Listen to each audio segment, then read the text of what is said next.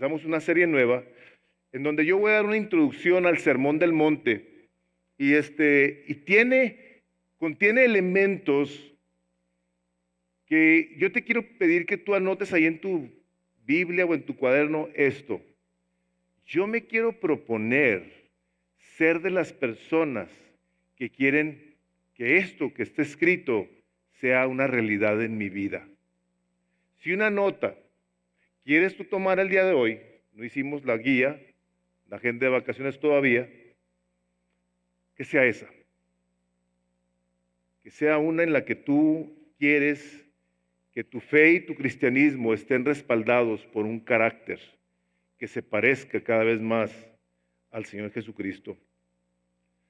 El Antiguo Testamento, hermanos, el Antiguo Testamento termina dando una advertencia muy fuerte, en donde se hace una profecía de que va a venir el profeta Elías, siendo representado por Juan el Bautista, y dice: aquí yo os envío al profeta Elías, y antes que venga el día de Jehová grande y terrible, dice así: él hará volver el corazón de los padres hacia los hijos, y el corazón de los hijos hacia los padres, no sea que yo venga y hiera la tierra con maldición. O sea, está diciendo el Espíritu Santo de Dios a través del profeta Malaquías, le está advirtiendo al pueblo que se arrepienta, que honren a sus padres. Honrar al padre, a la madre es una seria y clara manifestación de alguien que tiene un corazón que honra a Dios. ¿Por qué? Porque nosotros honramos al padre y a la madre como resultado de el mandamiento, el quinto mandamiento, que tiene promesa, que honra a tu padre y a tu madre para que te vaya bien la tierra y seas de largos días sobre ella. Entonces, cierra el Antiguo Testamento con esta advertencia en la que nosotros es importante que lo veamos para que podamos ver por qué el primer sermón, el más importante sermón del Nuevo Testamento, ¿por qué se escribió?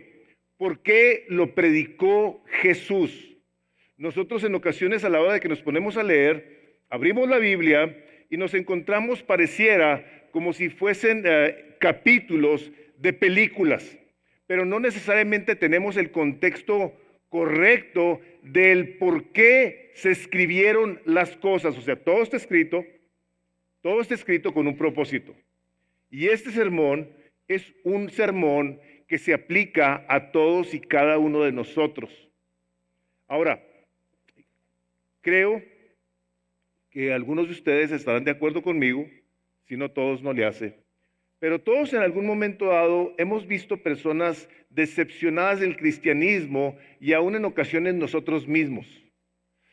Y la razón por la que nos topamos con una situación como esas es por la sencilla razón de que vemos en la iglesia, en los cristianos, mucha hipocresía. Vemos gente que se dice creyente y que hace todo lo contrario.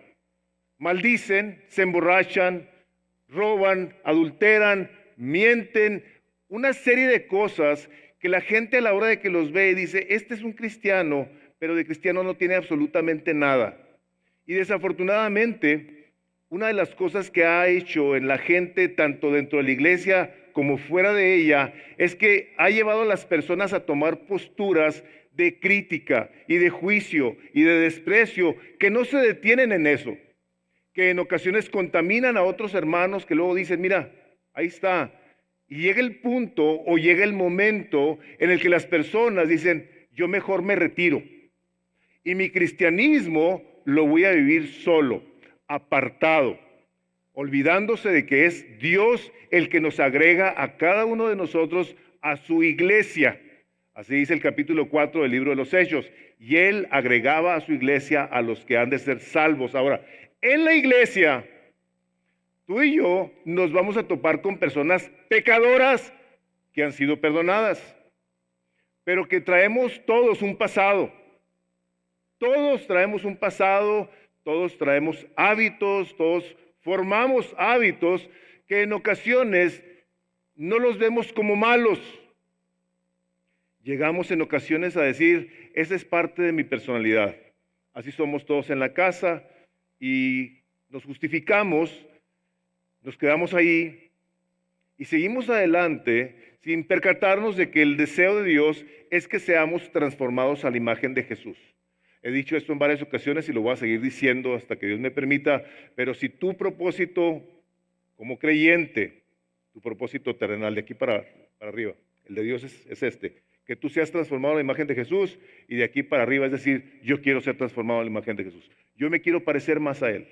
Quiero pasar más tiempo con mi Padre, quiero ser más obediente, quiero amarlo más, quiero alabarlo más, quiero entregarme de tal forma que Jesús se vea a donde quiera que yo vaya. Que haya personas que puedan ver en cada uno de nosotros a Jesús. Decía una persona que el día de hoy se ha predicado a un Cristo sin su cruz. Un Cristo sin sacrificio. Un Cristo que se presenta como alguien barato, siendo por principio de cuentas el predicador el barato. Cristo nunca lo va a hacer. Va a ser barato el predicador y va a ser descolorido, pero desafortunadamente para muchas personas va a ser muy relevante porque a la gente no le gusta el sacrificio. A nosotros no nos gusta que nos digan que tenemos que cambiar. Por eso muchas personas, antes de que sepan de qué se trata el cristianismo, dicen, no, yo no quiero nada del cristianismo porque tengo que dejar de hacer esto y tengo que dejar de hacer lo otro y bla, bla, bla, bla. Como si las cosas que están dejando les trajeran al corazón una satisfacción que nadie te puede dar, solo Cristo. Todas las mentiras que tú llegas a creer por aquello que crees que vas a dejar, que te va a causar un dolor, es una verdadera mentira del diablo.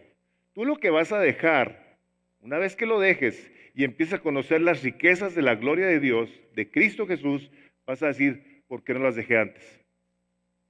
¿Por qué no me arrepentí antes? Y eso es precisamente porque en ocasiones nosotros en la iglesia predicamos un evangelio incorrecto con nuestras vidas. A un Cristo sin su cruz que se convierte nada más y nada menos que en un activista social que predica una hermandad sin dolor. Hermanos, la fe que Dios nos ha dado nos la da para que a la hora que estemos dentro de su iglesia y nos topemos con hermanos diferentes a nosotros, gracias a Dios, con sus personalidades y con sus defectos, son para que nos veamos reflejados en ellos y digamos, Señor, ayúdame a cambiar. Ayúdame a ser un instrumento de tu gracia para yo poder cambiar. Porque lo que apuntamos con un dedo, lo hemos dicho muchas veces, 3 dedos están apuntándonos a nosotros. ¿Ah? Criticamos y nos juzgamos a la vez. Decía el doctor John Stott en su libro El Sermón del Monte, el Sermón del Monte es probablemente la parte más conocida de las enseñanzas de Jesús, aunque pudiéramos suponer que es la parte que menos se comprende y seguramente, escuchen esto, la que menos se obedece. Me llamó la atención, mucho me llamó la atención, porque es cierto. Sabemos cosas de la Biblia, nos gusta escucharlas porque en algún momento dado decimos, ¡ay, qué bonito! No, de repente escuchan, ¡ay, qué bonito sermón! La pregunta no es qué bonito sermón o qué buen sermón, sino de qué manera te afectó. De qué manera nos afecta la palabra de Dios.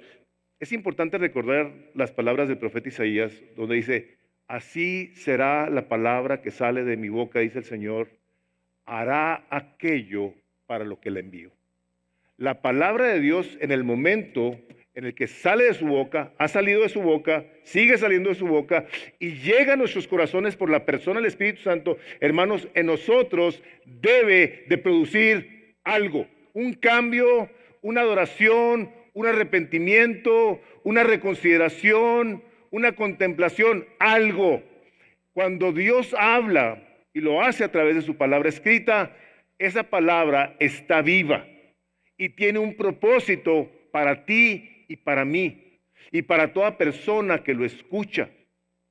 Por lo tanto, es importante que nosotros a la hora de que estamos expuestos a la palabra de Dios, busquemos entonces preguntarle, Señor, ¿de qué manera puedo yo ser transformado a la imagen de Jesús con esto que estoy escuchando.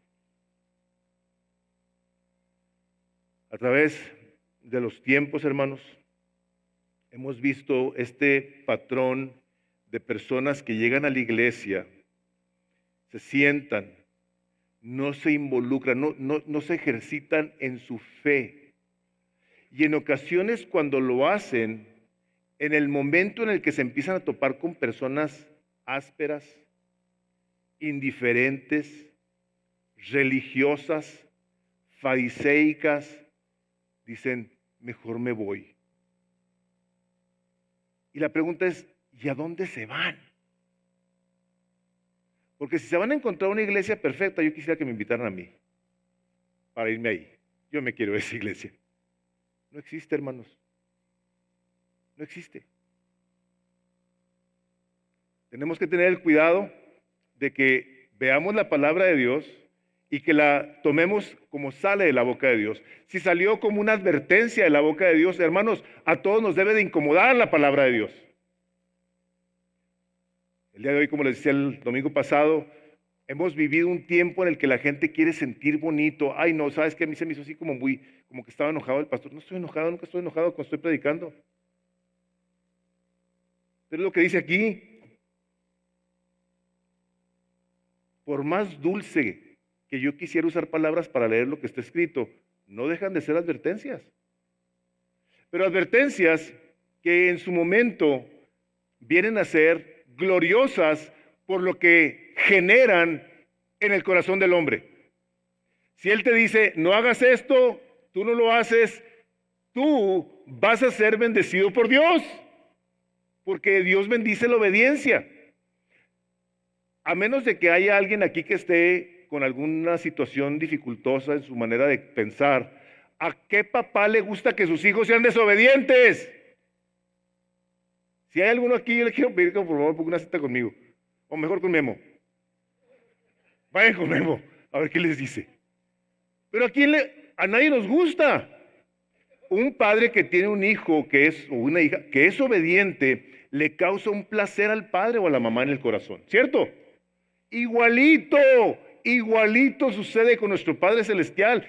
Hay un placer, hay un gozo, un deleite con aquellos que intencionalmente están buscando cómo les son obedientes. Pero hemos oído la palabra y en muchas ocasiones nomás la oímos y no lo hacemos. Y esto ha generado, les digo, de cierto modo, que adentro de la iglesia haya una contracultura, que decimos algo y hacemos lo contrario. Y yo les quiero pedir de favor lo siguiente.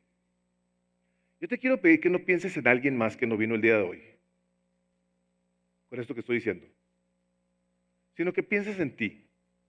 Y yo, ¿cómo encajo en esta fotografía? ¿Soy yo una persona que genuinamente quiere, independientemente del carácter de los demás, servir a mi Dios?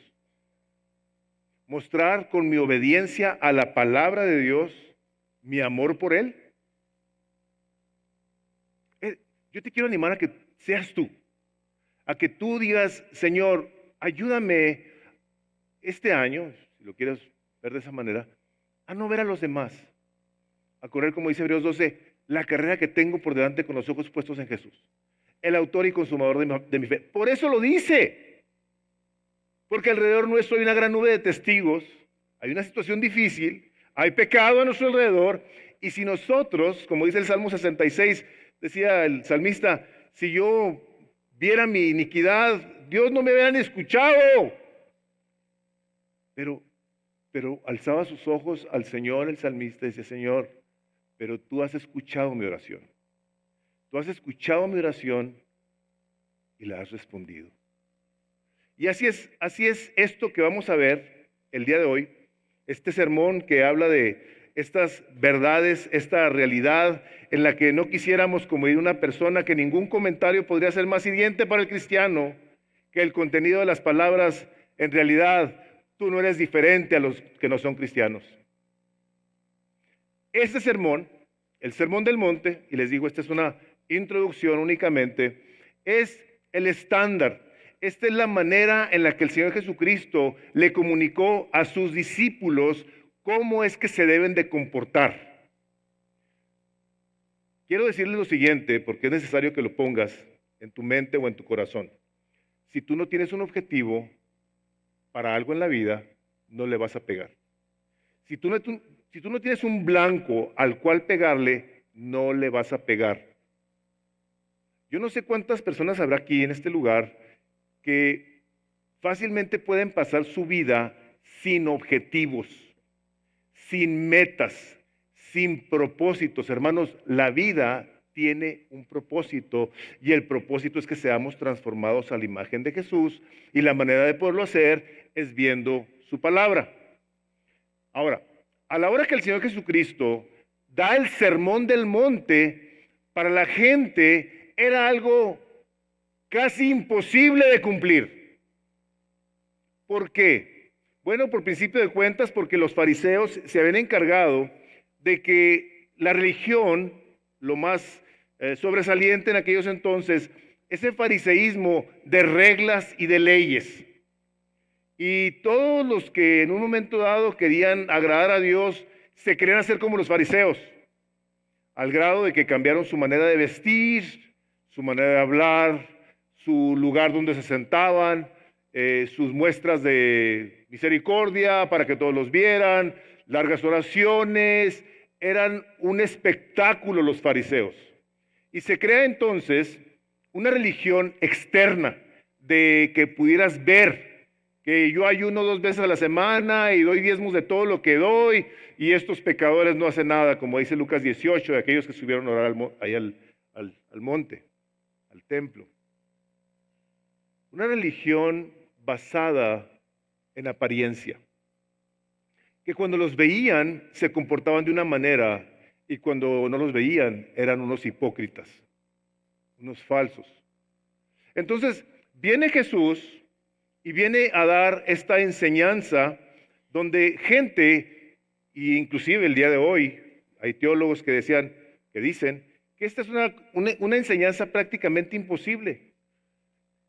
Hemos comentado que si fuese imposible, el Señor Jesucristo no lo hubiera dado. La palabra de Dios no lo hubiera dado. Pero aquí está, de cierto modo, diciéndonos la palabra de Dios. Esta es la manera, esta es la conducta del hombre que va a entrar al reino de los cielos y nada tiene que ver con la apariencia. Tiene todo que ver con el corazón. No vamos a entrar ahora, no nos vamos a meter a las bienaventuranzas, lo vamos a ir haciendo tal vez de una en una. Nos irá a tomar tal vez 4 meses, 5 meses terminar con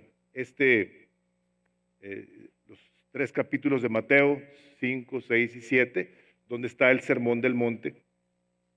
Pero una de las cosas que sucede aquí cuando el Señor Jesucristo da este sermón, que viene de cierto modo a desquebrajar a los fariseos, porque decían, ¿de qué se trata esta cosa?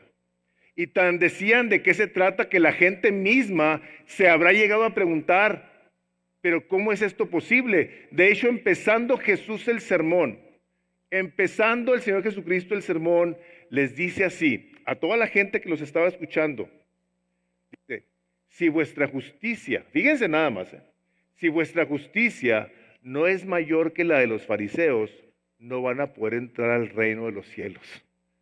¡Wow! La gente dijo, ¡ah, caray! Pues ¿cómo se le hace? Porque estos individuos aparentaban una perfección. Y dice Jesús, si ustedes no son mejores que ellos, no van a entrar. ¡Wow! ¡Qué cosa tan impresionante! A los fariseos les ha de haber dado el ataque que Jesús ya estaba diciendo ese tipo de cosas. Sin embargo, lo que estaba haciendo Jesús es que estaba diciéndoles cuál es la conducta de un discípulo de Cristo. Por lo tanto, toda persona que se dice discípulo del Señor Jesucristo tiene que tener un conocimiento concreto, claro, de este sermón. Son 3 capítulos Y como hay un autor que se llama Rafael Gutiérrez, se llama en su libro La Gran Omisión, dice él, me platicaba él que ahí en su iglesia en San Antonio, quería que todas las personas con las que él estaba trabajando se memorizaran los 3 capítulos. 3 capítulos y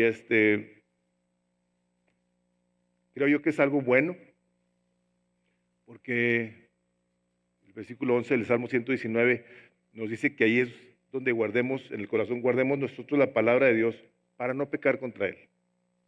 Nos enseña el Sermón del Monte cuál es el estándar del reino de los cielos. Y hermanos, en muchas ocasiones no se ha llevado a cabo en la vida de muchas personas. Pero quiero decirles lo siguiente, termina el Antiguo Testamento con esta tremenda advertencia, viene el Sermón del Monte, donde trae el Señor Jesucristo una esperanza nueva a todos aquellos que creen en su nombre, y Él quiere que su libro, su último libro, el libro de Apocalipsis, en vez de terminar con una maldición como la que viene en Malaquías 4, termine diciéndonos, y ya no habrá más maldición. El Señor Jesucristo quiere que quede claro que para aquellos que le han puesto atención, dice el capítulo 22 de Apocalipsis, y no habrá más maldición, el trono de Dios y del Cordero estará en ella, sus siervos le servirán, verán su rostro y su nombre estará en sus frentes, ahí no habrá más noche y no tienen necesidad de lámpara ni de luz de sol, porque el Señor Dios los iluminará y reinarán por los siglos de los siglos. Me dijo, estas palabras son fieles y verdaderas, y lo dice el versículo 7, he aquí yo vengo pronto, y vean cómo cierra Apocalipsis. Bienaventurado el que guarda las palabras de esta profecía, de este libro.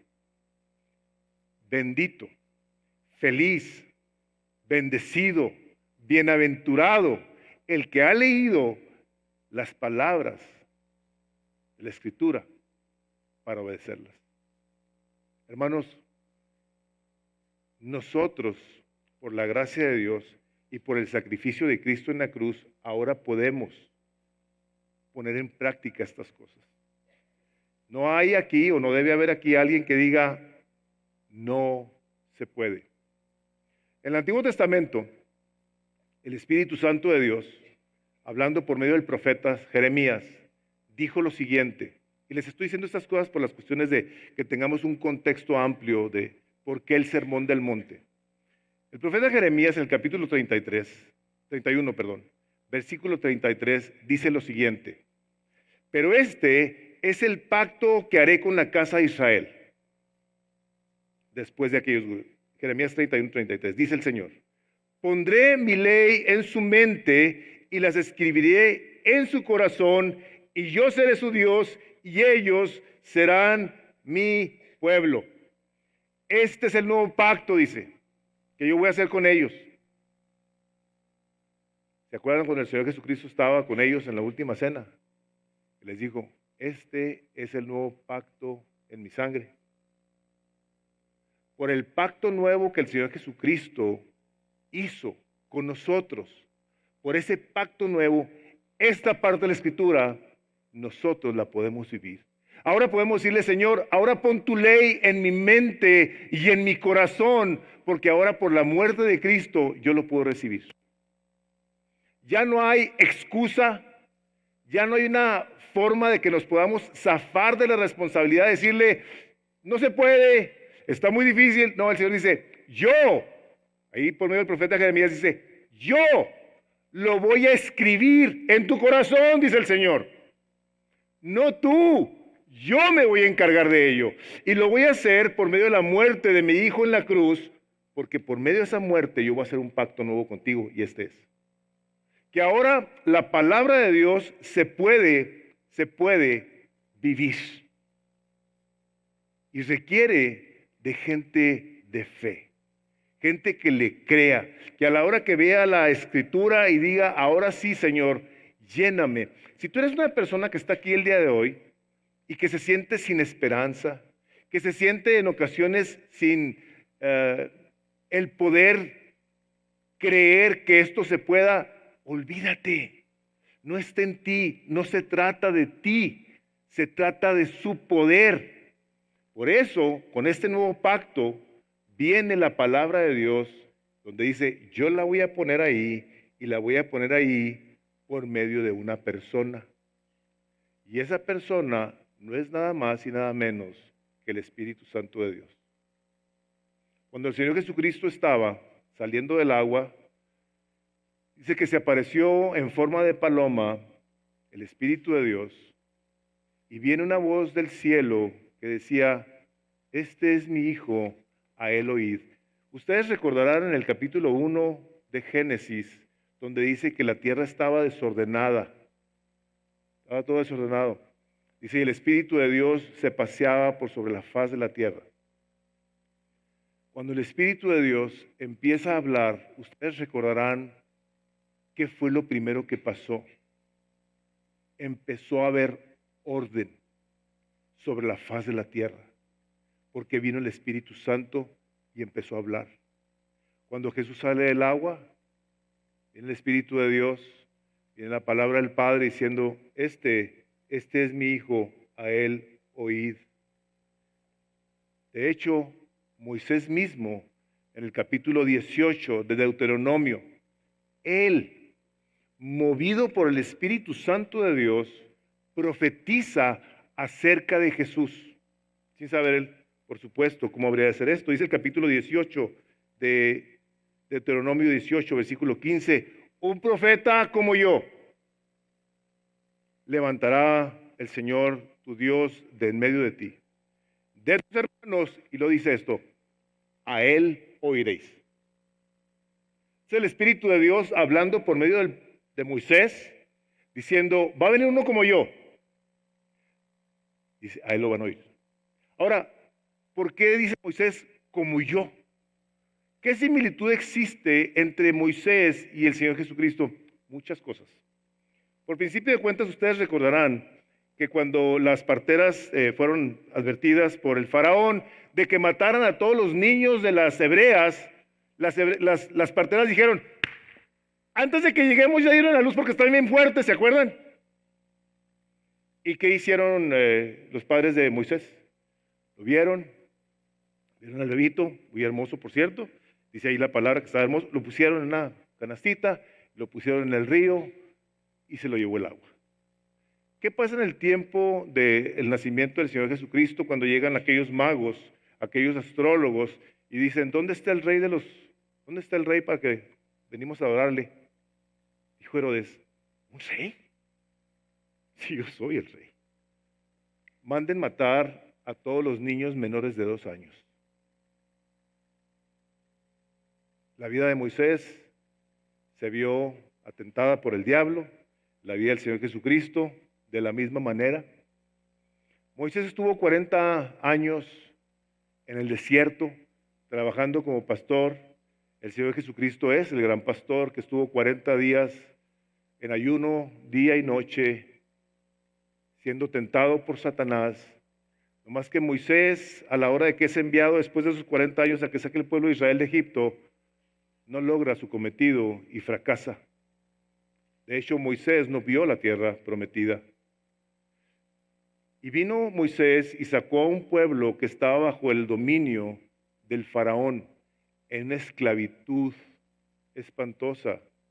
Pero Jesucristo vino y nos sacó de la tierra de Egipto, librándonos no solamente de la esclavitud, sino del pecado y del poder de Satanás sobre nosotros.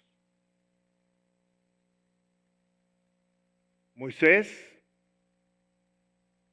pasó por un mar que estaba abierto, porque lo abrió Dios lo abrió, seco. Pero Jesús caminó arriba del agua, porque es Dios. Cuando el pueblo de Israel se queja de que no tienen que comer, le pide Moisés a Dios que les dé de comer. ¿Y qué les manda Dios? El maná. Jesús, acabando el sermón del monte, ¿qué dice que pasa? Dice que la multitud tenía hambre y lo seguía y tuvo compasión de ellos. ¿Saben qué hizo?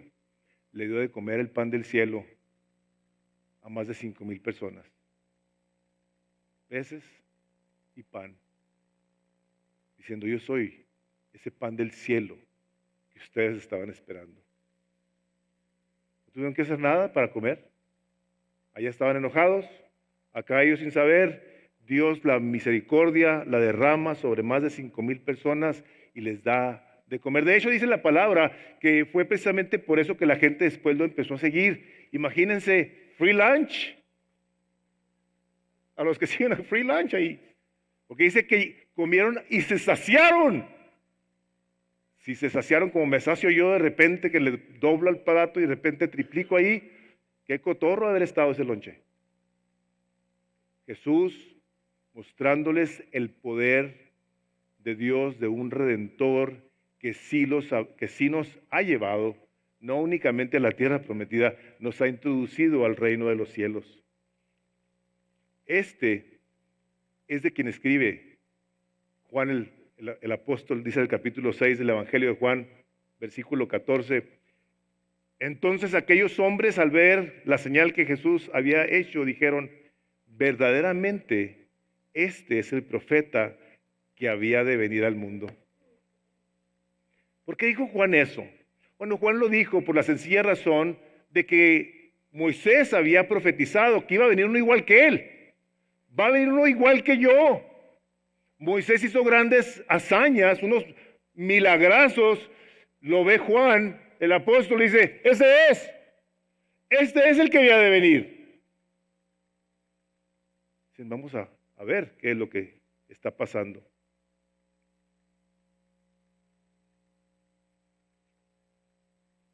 Cuando Jesús, después de mostrarle a la gente que es Dios, que es el poderoso, viene a hacer entonces una obra que tanto Adán en el Antiguo Testamento como Moisés no pudieron llevar a cabo. A Adán se le puso en un jardín precioso lleno de comida, con la perfección aquella, y fue tentado en un ambiente perfecto, se pudiera decir. Y esto, ojo, con la gente que en un momento dado piensa que tiene que llegar a estar bien la vida para poder servir a Dios. En las mejores de las condiciones humanas, el primer rey de la historia fracasó. El primero fracasó. El Señor Jesucristo, estando en un desierto donde había fieras, dice la palabra de Dios. Un desierto amenazador que dice: ahí venció a Satanás. Ahí Satanás se fue. Porque el Señor Jesucristo, ¿qué hizo? Le habló la palabra de Dios. Satanás no puede con eso. Por eso es importante que nosotros llenemos nuestro corazón con la palabra de Dios, porque, hermanos, se vienen acusaciones, se vienen reclamos, se vienen juicios a nuestros corazones. Y si la palabra de Dios está en nosotros, por el Espíritu Santo va a ser recordada a nuestro corazón, de tal manera que todo aquello que el enemigo va a querer hacer en tu vida para decirte: mira, tú también fracasas como Moisés, como Adán, tú no la vas a hacer. Tú puedas estar confiado en que no es tu trabajo, fue el trabajo de Jesús en la cruz. Nada más que el trabajo que Jesús nos pide a nosotros es que nos neguemos a nosotros mismos, hermanos. Y a la hora que estamos enfrente de la palabra de Dios y empecemos a ver cada una de las bienaventuranzas y de los principios que están ahí en Mateo 5, 6 y 7, va a requerir de nosotros una negación, un sacrificio, decir: Señor, yo esto que he estado haciendo lo quiero confesar como pecado y me quiero arrepentir. Un arrepentimiento que involucra darle la vuelta a tu vida. Tal vez sea necesario que tú, en estos días, si no lo has hecho, si te sientes y le pidas al Espíritu Santo que te ayude a ver de qué manera puedes tú empezar o continuar caminando en dirección a ser transformado a la imagen de Jesús, como está escrito en Romanos 8, 28 y 29. O sea, no esto es una imaginación del hombre, no es una idea religiosa de alguna religión, es la palabra de Dios, que hemos sido llamados para ser transformados a la imagen de Jesucristo.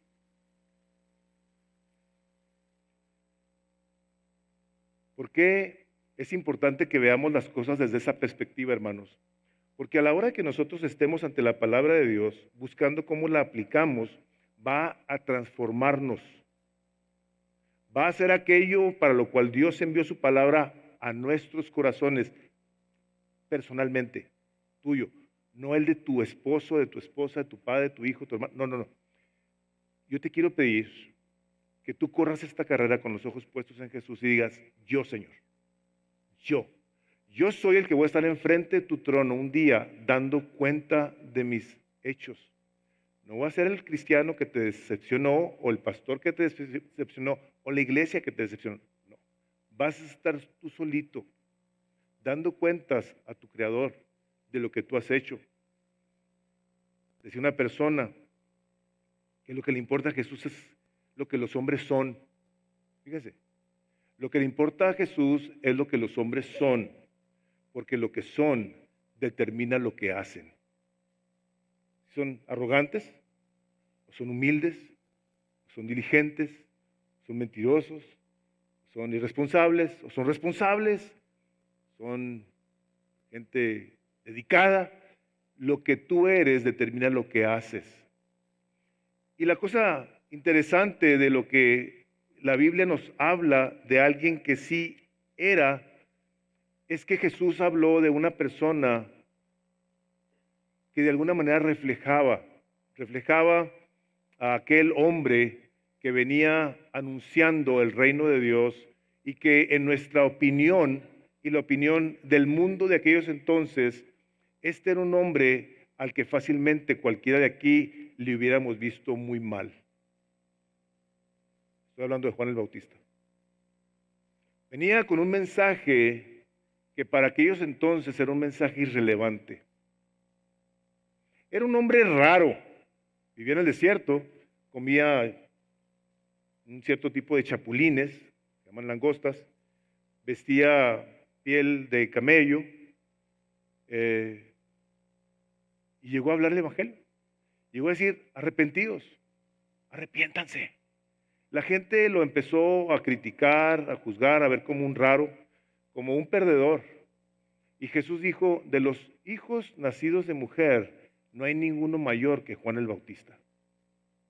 Y el día de hoy, hermanos, nosotros sí tenemos la tendencia fácilmente a fijarnos en el que tiene más, en el que mejor habla, en el que mejor trabajo tiene, en el que más posesiones tiene. Juan el Bautista no tenía ninguna de ellas y Jesús, el Hijo de Dios, que nos vino a enseñar las virtudes, las características, el estándar de los discípulos de Cristo, dijo, de los nacidos de mujer no hay uno mayor que este. Caray. Y es importante que lo veamos porque Jesús quiere que tengamos una perspectiva correcta de cómo debemos de ver la vida. Dice el Evangelio de Lucas, ahorita no recuerdo el versículo, donde dice, porque lo que los hombres tienen por sublime, Dios lo tiene por abominación. Entonces, viene el Señor Jesucristo a enseñar estos principios por medio de los cuales todos y cada uno de nosotros nos debemos de regir, debemos de vivir de acuerdo a esto que está escrito, hermanos, independientemente de nuestra apariencia a los ojos de los demás. El verdadero cristianismo es uno que se vive en el corazón, es uno que está aquí adentro, que tiene una comunión con Dios, tiene una comunión con el Padre. Una vida que está viviendo ahora bajo un nuevo pacto, del cual se puede decir, esa persona es libre.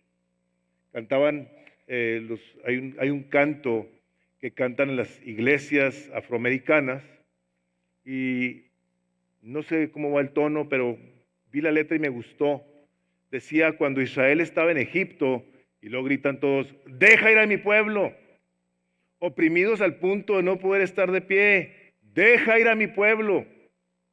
Ve a Moisés a la tierra de Egipto, dile al viejo faraón, deja ir a mi pueblo. Nunca más vivirán bajo el peso de la esclavitud, deja ir a mi pueblo, déjalos salir con las riquezas de Egipto, deja ir a mi pueblo.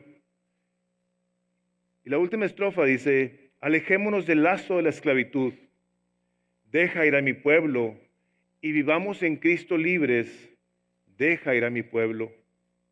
Y cuando Jesús estaba en la cruz, dijo, consumado es. Como gritando, mi pueblo es libre, déjalo ir. Y Satanás perdió ahí su poder sobre el creyente. Y es ahora el que está libre, como dice Juan 8:32, conoceréis la verdad y la verdad os hará, ¿qué dice ahí? Libres. Libres para poder ser obedientes. Libres para poder ser como Jesús. Libres para podernos arrepentir de esos pecados que nos agobian, que nos quitan el gozo, que nos turba, que nos afecta. Libre. Jesús casi gritó ahí, deja ir a mi pueblo. Este sermón, hermanos, este sermón es para nosotros. Este es un sermón que debemos de tomar mucho, mucho, muy en serio. Y estaremos expandiéndonos en todo ello, porque queremos ser una iglesia donde haya gente que está siendo transformada, no engañada. Hermanos, en el primer siglo,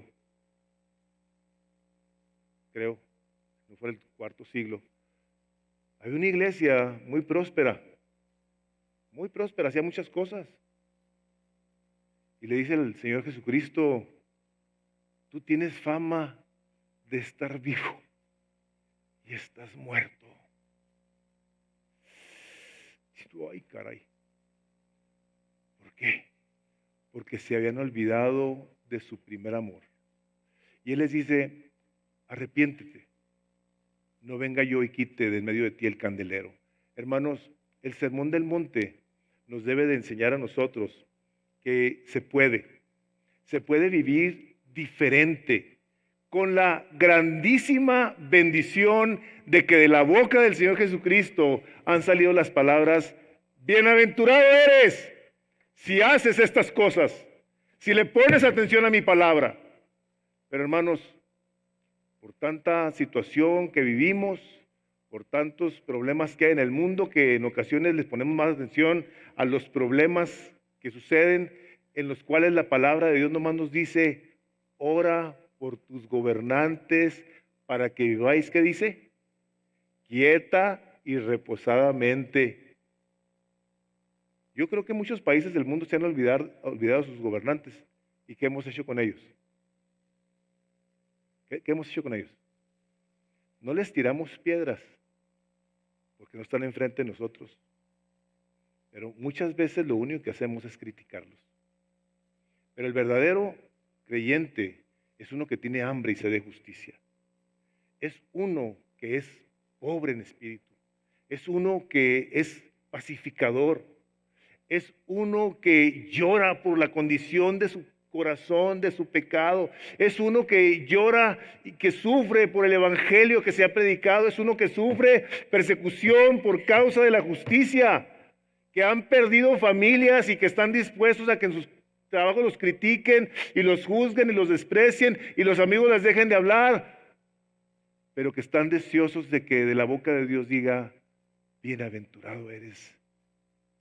¿Que no somos esos los que debemos de ser nosotros? ¿O queremos que el mundo nos aplauda y nos diga, mira qué bueno, este vato es igual que yo, es cristiano, pero le pone duro y dice chistes pelados y es bien padre? La palabra de Dios dice, salid de en medio de ellos y yo os recibiré, dice el Señor, y yo seré su Dios. Yo estoy de acuerdo en que tú tengas, y yo, que tengas conocidos con los que tú hayas de ir a compartir el evangelio. Pero si tú eres igual que ellos, dice la palabra de Dios, dice, si la sal pierde su sabor, ¿para qué sirve? Y cuando dice, solamente sirve para que sea pisoteada. ¿Saben qué quiere decir eso? Para que seas humillado. Eso quiere decir. Hermanos, yo creo que estamos en un buen tiempo para hacer compromisos con Dios. Es decir, Señor, yo quiero ser uno de los cuales tú digas, bienaventurado serás si pones atención a mi palabra. si haces aquello que yo te he mandado que hagas. No, eso es lo que queremos, hermanos. Se oye un amén, pero gachote, ¿eh? Si es eso lo que queremos, vamos a orar. Vamos a pedirle al Señor que nos ayude a verdaderamente ser esa gente que es como una lámpara que está puesta sobre una mesa, para que los hombres vean la luz y se acerquen. Padre, todos y cada uno de los que estamos aquí estamos sumamente convencidos de que, como dice tu palabra, apartados de ti no podemos hacer nada, Señor. Nosotros no queremos hacer nada apartados de ti. Y te damos gracias, Padre, porque Jesús, ese nuevo Moisés que vino a sacarnos de la esclavitud, del poder de Satanás, poder de la muerte y del pecado, nos ha introducido al reino de los cielos en el cual queremos comportarnos como tales. Queremos comportarnos como esos verdaderos discípulos que buscamos intencionalmente cómo parecernos a ti, Señor. Y si los que estamos aquí, Señor, hemos sido complacientes, condescendientes, al grado de que gente pueda decir de nosotros, no hay ninguna diferencia, no hay ninguna diferencia con la gente que no conoce a Dios. Queremos el día de hoy pedirte que nos perdones. Queremos confesar este pecado, Señor, en el que negamos tu nombre al estar con otras personas, donde no queremos ni mencionar tu nombre para no irlos a ofender, cuando el más ofendido eres tú, Señor. Perdónanos, Padre, en el nombre de Jesús, y en el nombre de Jesús recibimos de tu perdón y queremos darte gracias porque en ti somos más que victoriosos, más que vencedores, sabiendo que de ti, Señor, recibimos el poder por este nuevo pacto en la cruz, este nuevo pacto que nos has dado, donde tu sangre preciosa nos limpia de todo pecado y que por ello podemos ser llenos ahora de tu Espíritu Santo.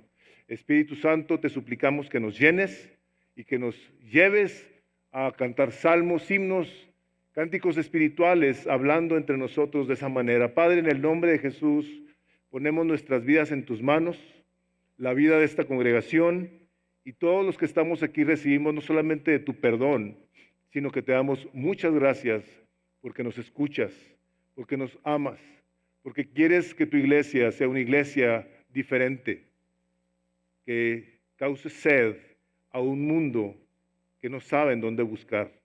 Te pedimos que nos uses como medios de gracia aquí en El Paso y en los lugares a donde tú quieres que vayamos. Y todo esto, Señor, lo pedimos confiando en que harás mucho más de lo que pedimos o entendemos por tu Espíritu Santo que nos has dado. En el precioso nombre de Cristo Jesús. Amén.